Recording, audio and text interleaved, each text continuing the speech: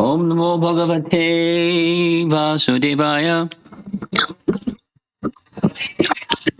Om Namo Bhagavate Vasudevaya. Om Namo Bhagavate Vasudevaya. Canto 1, Chapter 2, Text 21. Vidyate Hridaya Grantish Chidyante Sarvasankshaya Jiyante Chashikarmani Drisha Evatmanishore Vidyate Hridaya Grantish Chidyante Sarvasankshaya Jiyante Chashikarmani Drisha Evatmanishore. Translation, thus the knot in the heart is pierced, and all misgivings are cut to pieces. The chain of fruitive actions is terminated when one sees the self as master. Purport. 3-paragraph purport. Attaining scientific knowledge of the personality Godhead means seeing one's own self simultaneously. As far as the identity of the living being as spirit self is concerned, there are a number of speculations and misgivings. The materialist does not believe in the existence of the spirit self, and empiric philosophers believe in the impersonal feature of the whole spirit without individuality of the living beings. But the transcendentalists affirm that the soul and the supersoul are two different identities, qualitatively one, but quantitatively different. There are many other theories, but all these different speculations are at once cleared off as soon as Sri Krishna is realized in truth by the process of bhakti yoga. Sri Krishna is like the sun. And the materialistic speculations about the absolute truth are like the darkest midnight. As soon as the Krishna sun is arisen within one's heart, the darkness of materialistic speculations about the absolute truth and the living beings is at once,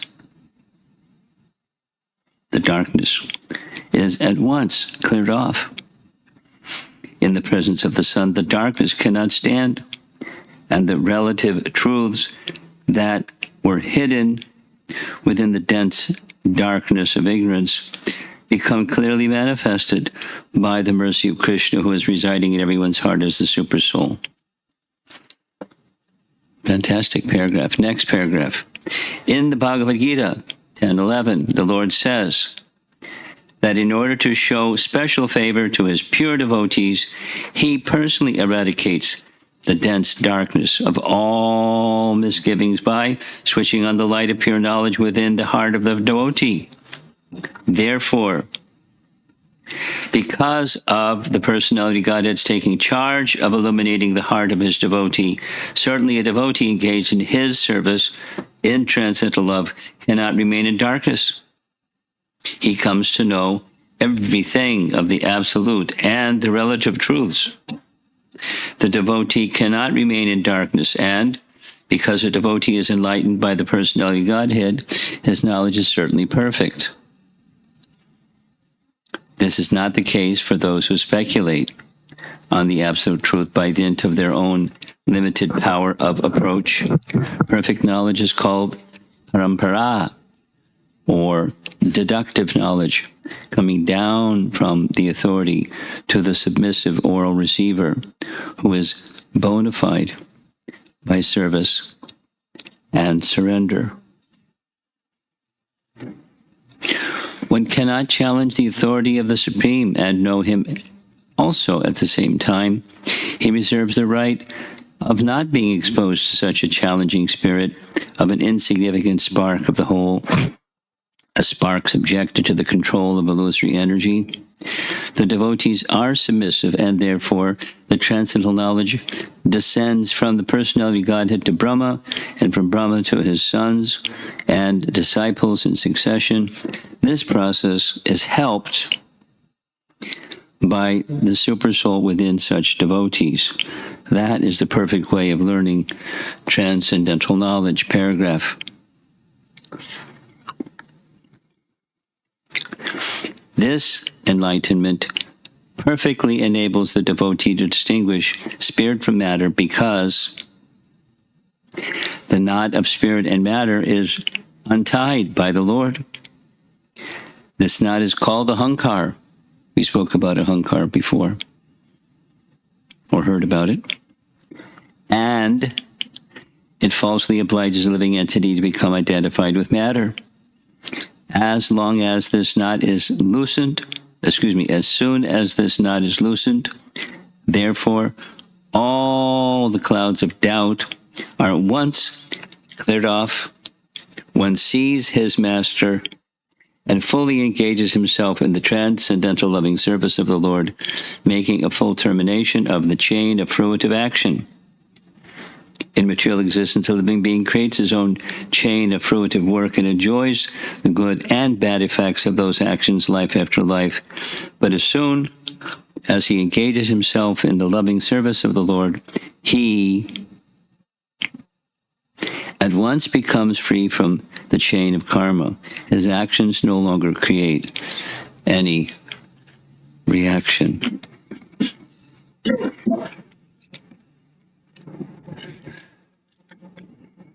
The world should read Prabhupada's books to save themselves from troubles.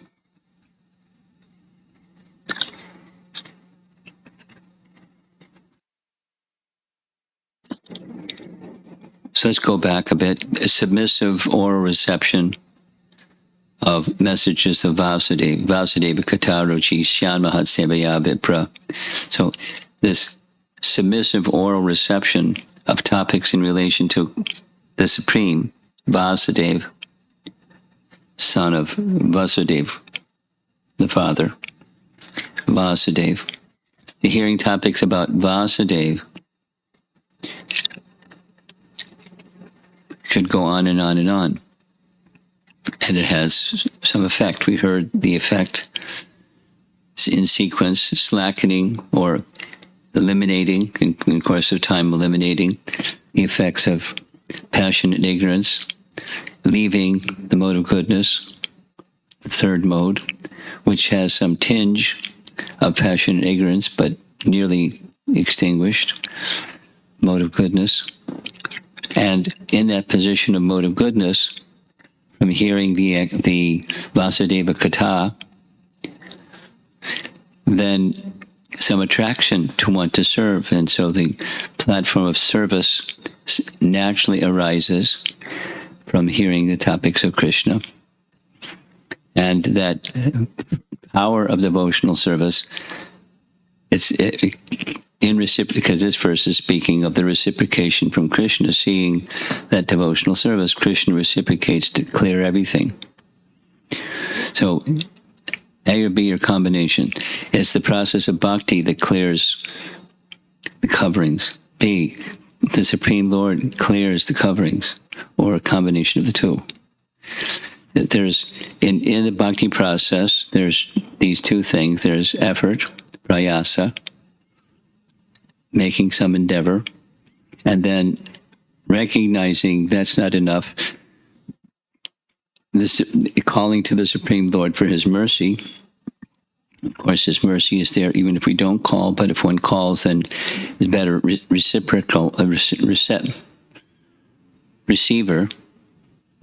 One can receive the mercy of Krishna better if one is eager for the mercy.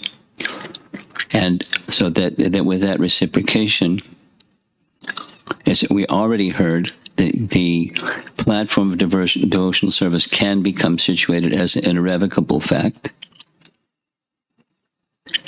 There's intermediate stages where it's almost complete, but then it's complete. And still, the person who's engaged in it's now complete, they're continuing with the hearing and chanting. They're continuing with the submission. It's not, so there's discussion. It's a one-time deal or it's an ongoing process. It's an ongoing process. At least that's the Bhagavatam's perspective. And the Gaudiya perspective. It's not once upon a time I surrendered to Krishna and everything thereafter was just fine. It's an ongoing process of surrender to Krishna, which is indicated here. And a consequence, directly from the verse, is the chain of fruitive actions is terminated. The chain of fruitive actions. The chain of, because reactions is one thing, and tendency is another thing. Even abhas bhakti or namabhas has the power to remove, eradicate completely reactions, but tendency, even with reactions removed, tendency can remain. So this is indicating where even tendency will be extinguished or cleansed. And thus the chain of fruitive actions goes beyond prarabdha karma, but even the tendency.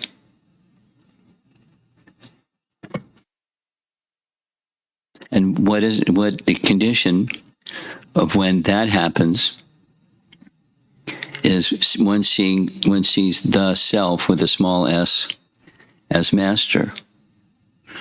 Well, seeing the small s self as master implies, one can say it explicitly, but it's implied, seeing the self as master means seeing the Supreme Self as the master of the self. So the self as master means that's who we are, and there's who we aren't. The coverings, body, mind, intelligence, and false ego. And the self is the master of all, but the master of body, mind, intelligence, and false ego is not going to happen without the intervention of the personality of Godhead. So seeing the self as master has to be properly understood.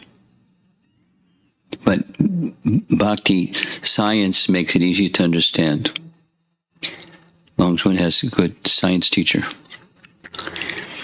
Bhakti science teacher. And that's our acharyas.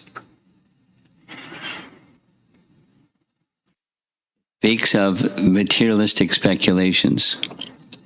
We had a short conversation about speculation yesterday.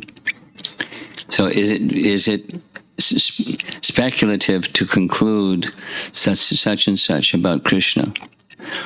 And if that such and such is a subset of all powers that exist in the spiritual and in the material atmosphere have their origin and root in Krishna. Krishna manifests them, and Krishna can withdraw them. And he sometimes does both. So if energies are subordinate to the energetic, and Krishna is the energetic, then nothing can be said that's not correct,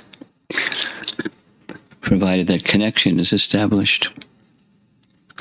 And then it's the volition of Krishna that makes things happen or not happen. The sanction of the Supreme Lord is necessary for our bhakti endeavors or any even materialistic endeavors.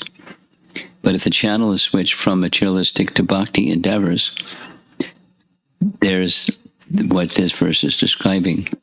Materialistic tendencies are removed completely.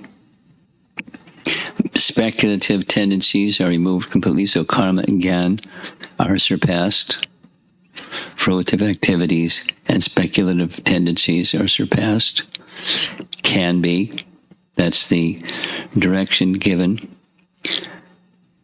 on the path of bhakti. At least gradually, those two characteristics of conditioned life are given up, at least gradually. progressively. And then there's something remaining, the state of purity.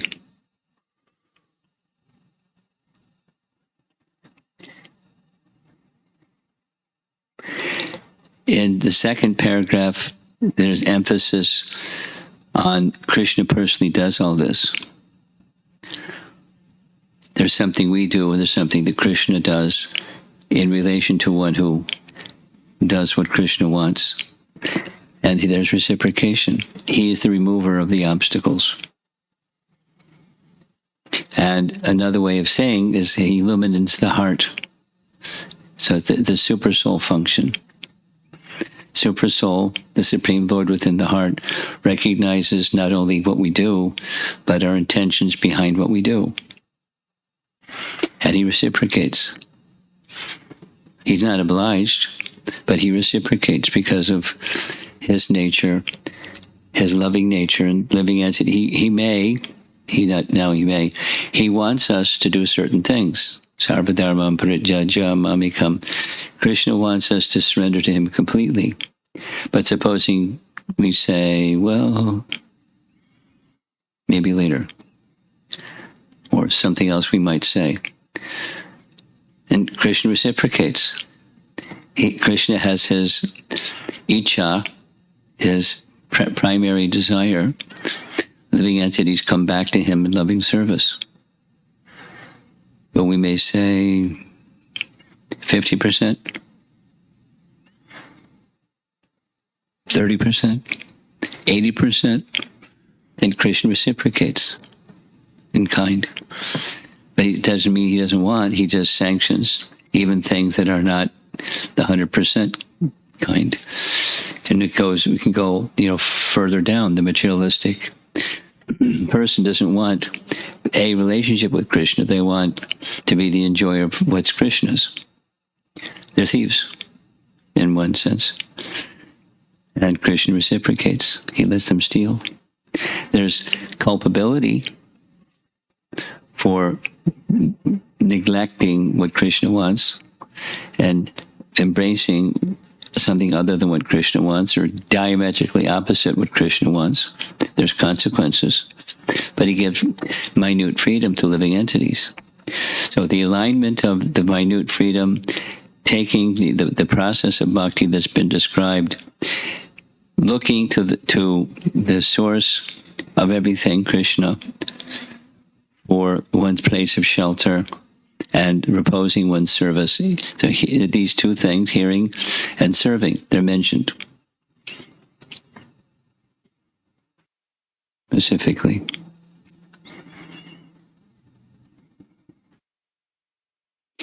And then part of the reciprocation, covering tendencies, are diminished and eventually removed. And then the ability to see correctly. I'll read the last paragraph. This enlightenment perfectly enables the devotee to distinguish spirit from matter, because the knot of spirit and matter is untied by the Lord. Now, untied, the verse says, chindanti, is cut by the sword of transcendental knowledge. So that transcendental knowledge is in Scripture, transcendental knowledge is within the heart, transcendental knowledge is from the spiritual master. So it is a sharp sword. And the sharp sword has the capacity to sever the knot of material affinity, which isn't easily severed. Even if you're doing sadhana bhakti, that knot of false ego is not so easily separated. Or say it the other way, it's real easy for the knot of false ego to continue operating even in the arena of devotional service, where it just doesn't fit, but Krishna doesn't interfere. But one wants, gradually, the mode of goodness, the mode of pure goodness, one wants that relationship with Krishna very much, then laulyam is the price for purchasing the ticket of the love of God capacity. Strong eagerness, laulyam, greed, strong eagerness to possess that relationship with Krishna once again, or embrace that relationship with Krishna once again. So one has to have strong desire. It takes time and purification, but strong desire to be in our relationship with Krishna, and he'll reciprocate. 50% he'll reciprocate, 20%, 80% he'll reciprocate. He's wanting, but he'll reciprocate according to the living entity's desire. That's a loving relationship. And sometimes we get things we don't want. But that's the consequence of turning attention away, as opposed to turning one's attention fully. So it's a gradual process. We discussed this yesterday, the rising of the sun. It's a gradual process.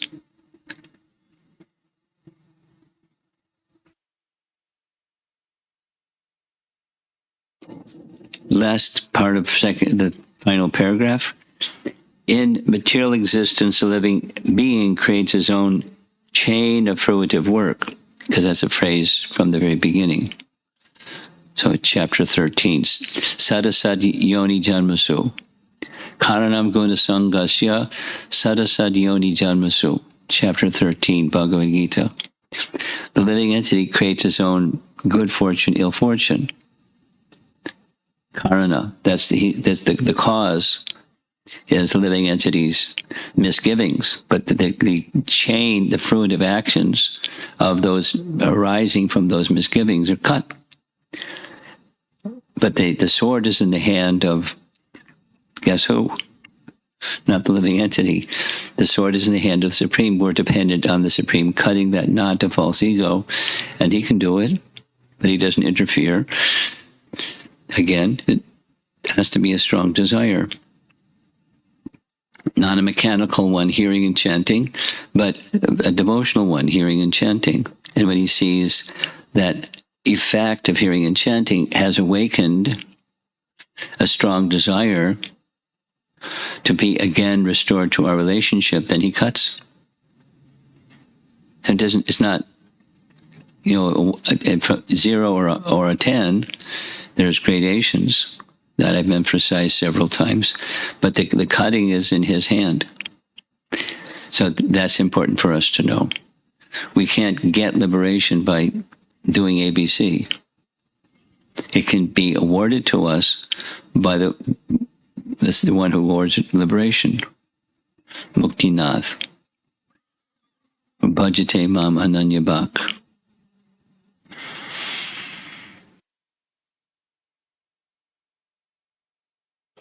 As soon as he engages himself in the loving service of the Lord, he at once becomes free from the chain of karma. His actions no longer create any reaction. Question. Supposing somebody's a nice devotee and they've been doing devotional service for a long time. I know some people that are like this, and then some sudden misfortune comes. Where does that sudden misfortune arise from? You can discount it's not this and it's not that, it's not the other thing. It's some intervention, direct intervention on Krishna's account or Krishna's purpose, which we may not understand. Often sudden reversals are not understood, but Krishna has some plan of kindness for that devotee. We're talking now of devotees. So it's misfortune, apparent misfortune can come to such a person.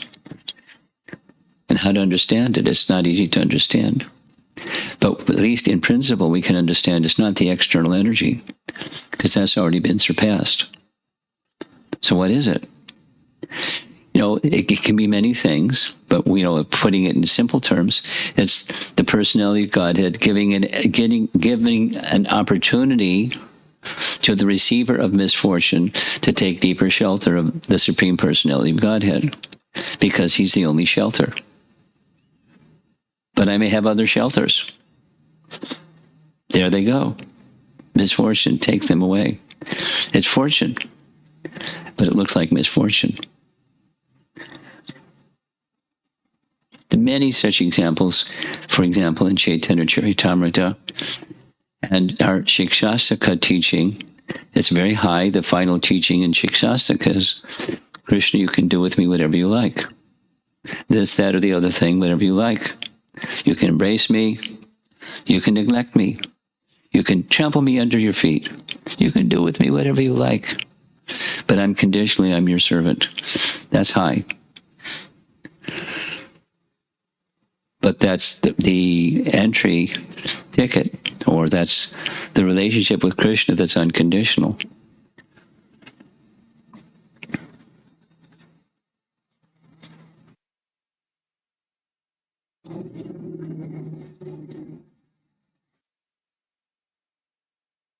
Before coming here, last point, before coming here, I was in Portland. It was a long flight to come from Portland all the way to Chicago. And the topic was lessons from Ramayana. And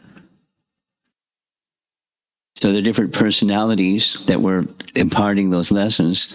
And one of those lessons was the character of Lakshmana, who is said to have this characteristic of, in the language of Sri Vaishnavas, Sheshatvam. Sheshatvam, Tvam is the quality of Shesha. It's the unconditional service. So unconditionally, Lakshman served Ram. And even when Sita was accusing him, he unconditionally served Ram because he's the servant of Ram, and there's nothing else. It's very similar to Prahlad's response to Lord Nrsimhadev, please take a benediction. There's nothing else between us besides this one thing. What's the one thing? You're the master, I'm the servant, there's nothing else between us. That's, so he can, Lord Nrsimhadev can do anything with Prahlad he wants. Can, subject him to torture. Not he, but the instrument of his father. He could have smashed Hiranyakashipu before he started to torture. Anyway, Sheshatvam. And that's a target. We're not there, but it's a target. It's a goal to strive for. Whether it's unconditional service. Unmotivated, back to the language of this chapter 2, ahoitukiya pratyataya yatma suprasidati. Without cause, without interruption. Nothing material can cause bhakti. Nothing material can stop bhakti. Because it's on another platform than material. Bhakti is from another platform. And when we get to that other platform, yenatma suprasidati, then there's real happiness. It's not created or destroyed by circumstance. And thus, you can do with me whatever you like, because there's one thing that's important to me. What's that? Service. The relationship. And circumstance can't create, circumstance can't destroy. Once again, sometimes devotees go through a great misfortune, and it's an opportunity to take away other shelters or false shelters and leave only one shelter. And then we choose. Because, if that other shelter is gone, I can go into a negative emotion space and say something bad. Krishna, you betrayed me. Or something. Or blame someone. Or whatever. Be bewildered. That's when there's false shelters, and when there's only one shelter, we may not understand why Krishna sanctions what Krishna sanctions in the detail of it, but the principle of it is his kindness to bring us closer to him, and perhaps others who are dear to us closer to him, and Krishna is making that opportunity. It doesn't mean it's okay when misfortune comes. We may want to do something about the cause or the nature of that misfortune. But we don't fault Krishna. or a relationship with Krishna doesn't become compromised. That's ideal. Let's see if there's discussion. Bhagavatam is wonderful.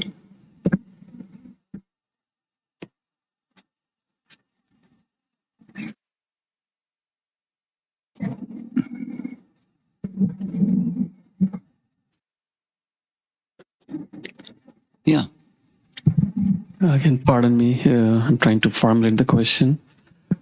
I've noticed that, not noticed, but I see like when I try to develop my personality, there is a possibility of being misconstrued as being disobedient. On the other hand, if I quote unquote force myself to be obedient, then it seems like I'm going against myself. So any thoughts on that? Sure. Maharaj? What's the self?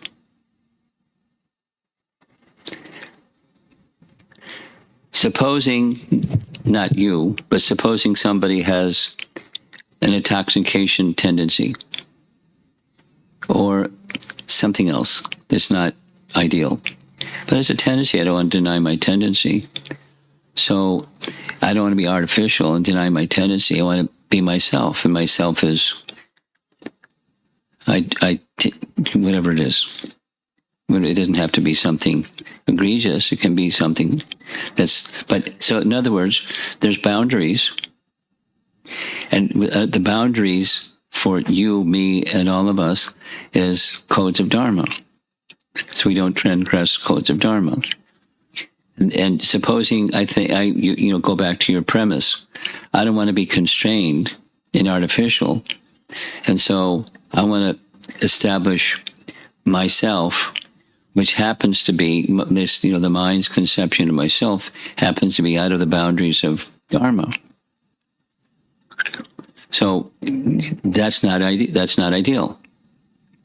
Is it possible that someone moves outside the constraints of Dharma and behaves otherwise because I want to be myself? Or you take something that's a little softer, it's harsh speech. I don't want to constrain myself. I want to be myself. And so when I feel like lashing at someone in a harsh speech manner, it's okay because I'm just being myself. I don't want to be constrained. So, there's boundaries. And then, according to the modes of nature, the boundaries differ.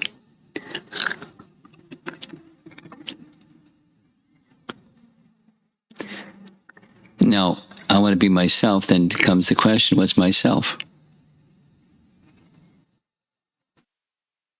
And I can be with a material definition of self, or a spiritual definition of self, or mix.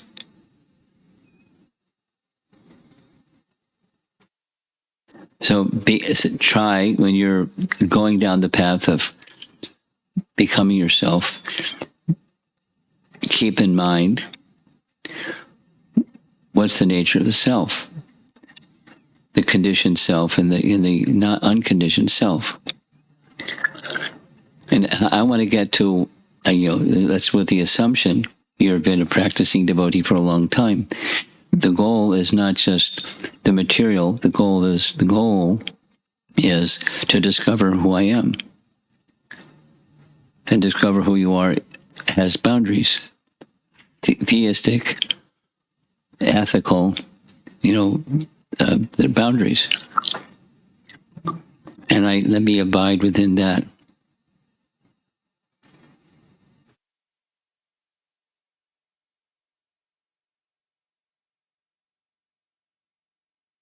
Clear?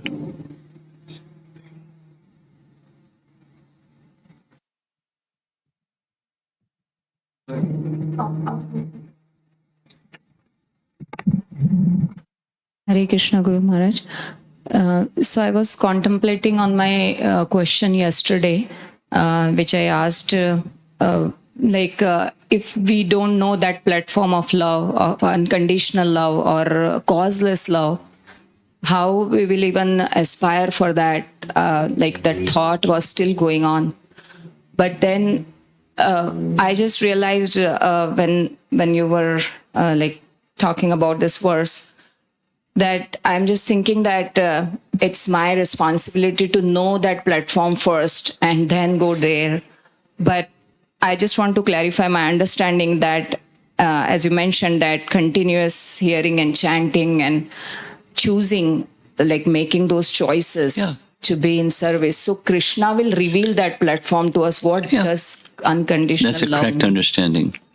In sadhu sangha, stay in the proximate association of, those who are practicing bhakti, sadhakas, or elevated souls that are even beyond the sadhana stage, and through hearing and chanting, looking to perfected souls, and being, becoming inspired to become like them. So all of what you said, plus these two things, the sadhu sangha principle with two different applications. Yes, Maharaj. Okay. Yeah, just one more thing, Maharaj, that when you mentioned that in this verse, it says that chain of fruitive actions is cut. So I wanted a little more understanding on this, like what choices we make that it becomes a fruitive action. So that tendency will be removed in one sense. Well, fruitive action has features. It's, I do something to get something. That's a fruitive action. And, the implicit, but say it explicit, is I'm the beneficiary of this action. And the bhakti principle is Krishna is the beneficiary. So, back to the previous question about, finding myself. So I may have, like your son, he likes playing mridanga. It's, it's fantastic. That's his self, he likes.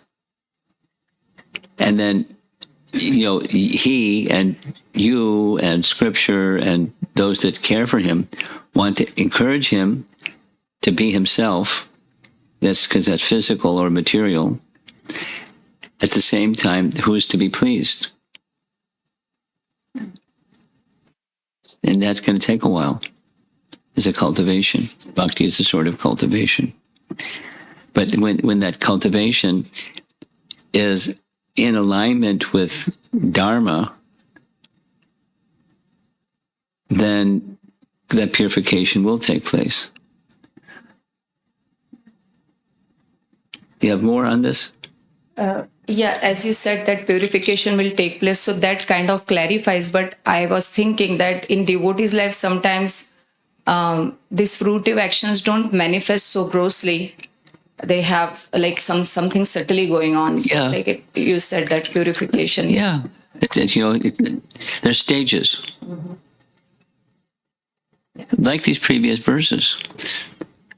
A principle is rajas and tamas subside. Mm-hmm. But even when rajas and tamas subside, then sattva still has some trace of rajas and tamas. So that's they'll play two roles. Sometimes they become more prominent.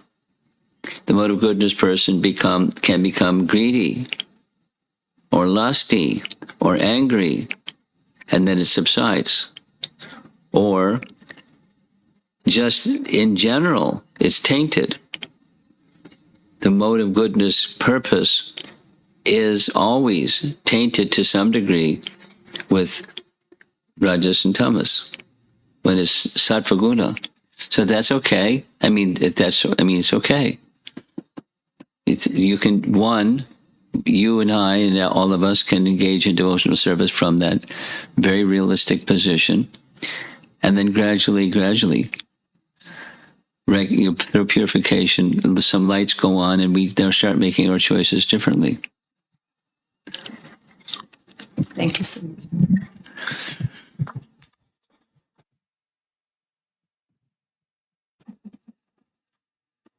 Hare Krishna Maharaj.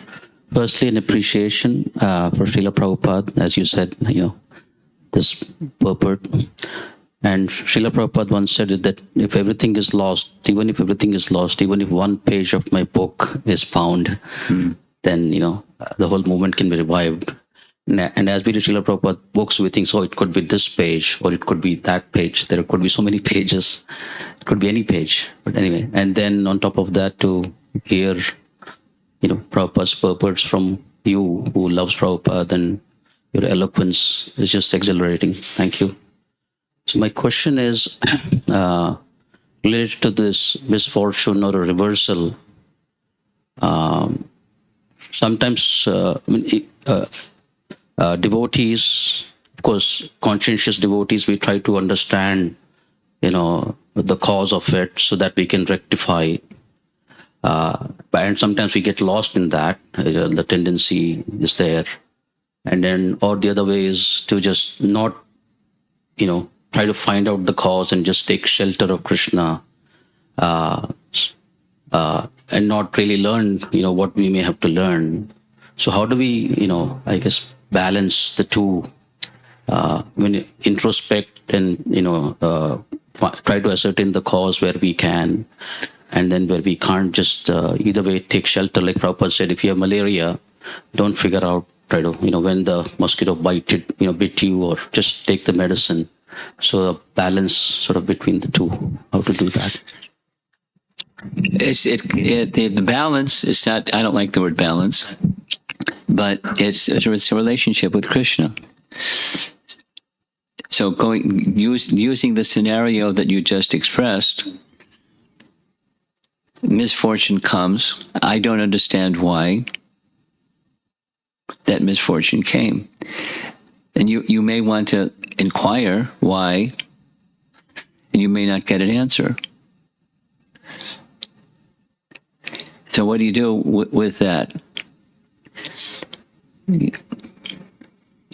continue with the bhakti process, and I use this phrase, you put the question, you don't trash it, you don't become obsessive about it either.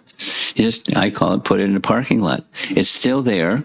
Didn't go away. The parking lot's got a lot of stuff in it. And that you want to know the lesson to be learned. Because otherwise I may have to go through the same thing and same thing and same thing, because I haven't learned the lesson. But it's not clear to me what the lesson is from this misfortune. Continue to inquire, the principle of purity, then things become revealed. And they may become revealed in surprising ways. The popular question after all that, after 7 or 8 years, so it's a relationship.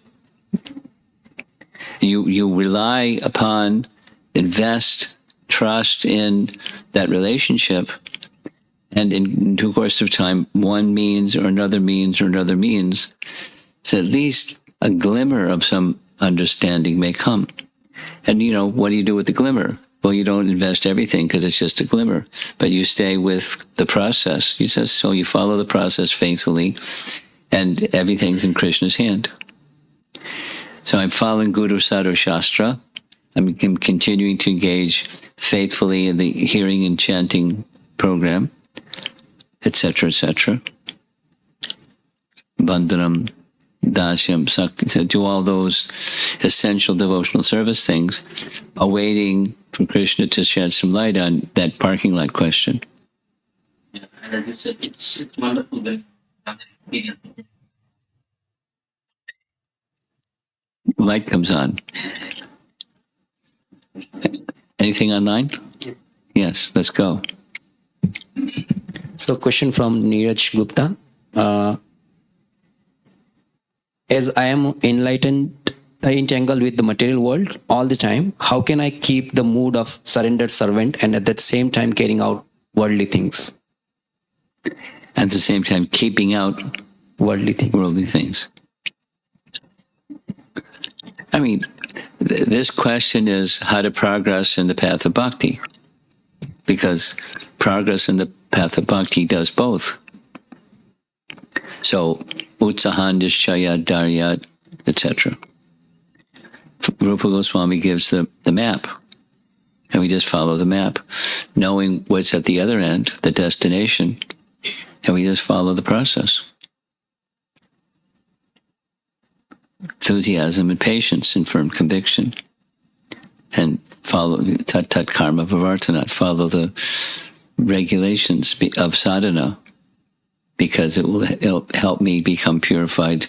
So then the light goes on, I can understand things that I presently don't understand about Krishna, about myself, about relationships, and so forth. Something else online? Okay, Srila Prabhupada ki. Jai.